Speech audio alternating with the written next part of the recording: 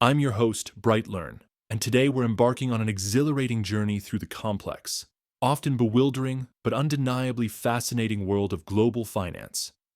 Our guide for this adventure is the eye-opening book, The Heretics Guide to Global Finance: Hacking the Future of Money by Brett Scott. Now, I know what some of you might be thinking. Finance? Really? Isn't that just a bunch of numbers and jargon that only suits and bankers understand? Well, that's exactly the kind of thinking this book challenges. Brett Scott takes us on a wild ride, peeling back the layers of the financial system to reveal its inner workings, its power dynamics, and most importantly, how we can harness it for positive change. Let's start with the acknowledgements. It's always interesting to see who an author thanks, and Scott's list is as eclectic as the book itself. From family and friends to old shipmates and financial mentors, it's clear that this book is a labor of love, fueled by a diverse array of influences. But what really stands out is his gratitude to the good-hearted rogues from the markets. This sets the tone for the book, a blend of respect for the financial sector's complexity and a healthy skepticism of its power structures. Now, onto the introduction. Scott paints a picture of the financial system as a vast, interconnected web that influences everything from the price of your morning coffee to the fate of entire nations. But here's the kicker. While the mainstream debate on financial reform often feels alienating, filled with jargon, and inaccessible to the average person, there's a radical debate happening on the fringes.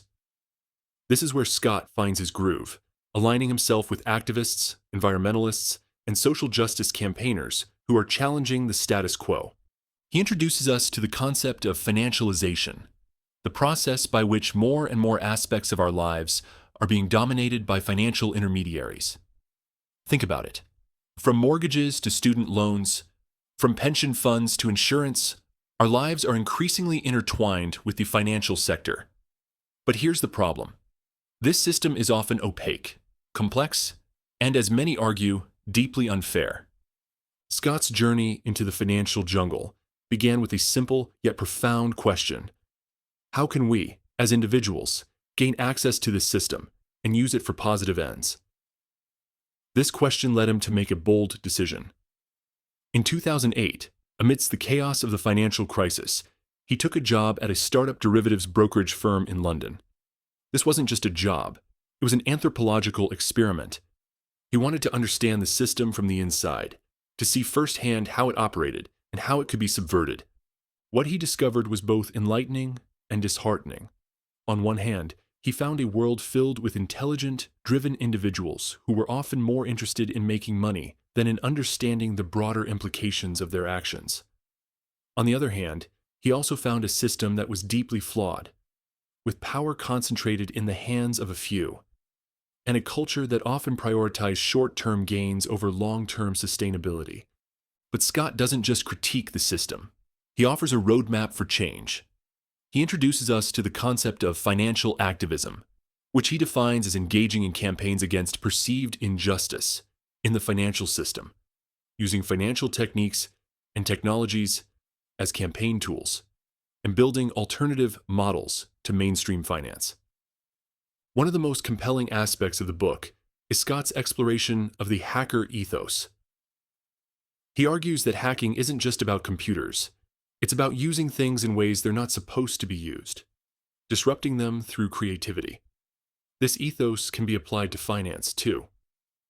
For example, he discusses the idea of drag queen hedge funds, which use trading to demonstrate the vulnerabilities of financial regimes. Scott also delves into the world of alternative finance, showcasing innovative models like peer-to-peer lending, community shares, and time banking. These models challenge the traditional banking system by prioritizing community, sustainability, and social impact over profit maximization. But perhaps the most radical idea in the book is the concept of economic circuit bending. Scott encourages us to think of financial instruments as tools that can be repurposed for unorthodox ends.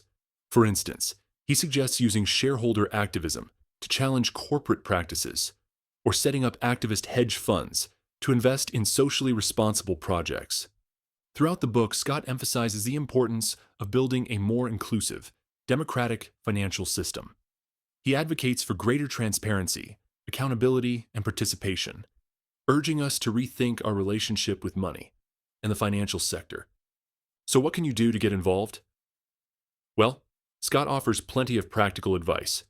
From reading financial newspapers and attending financial conferences to experimenting with alternative finance platforms and joining activist groups, there are countless ways to start making a difference. In conclusion, The Heretic's Guide to Global Finance is more than just a book. It's a call to action. It's a reminder that finance is not just the domain of the elite. It's a powerful tool that can be used to create a more just and sustainable world. So whether you're a seasoned activist or just curious about the world of finance, this book is a must-read. Thank you for joining me on this journey. If you enjoyed this episode, be sure to subscribe and leave a review. And don't forget to check out Brett Scott's blog and YouTube channel for more resources and insights. Until next time, keep questioning, keep exploring, and keep hacking the future of money. This has been a BrightLearn video from BrightLearn.ai on the book The Heretic's Guide to Global Finance, Hacking the Future of Money by Brett Scott. Visit BrightLearn.ai for more fascinating videos like this one, and visit naturalnews.com for full editorial coverage and breaking news on critical stories that keep you informed and aware of what's really going on.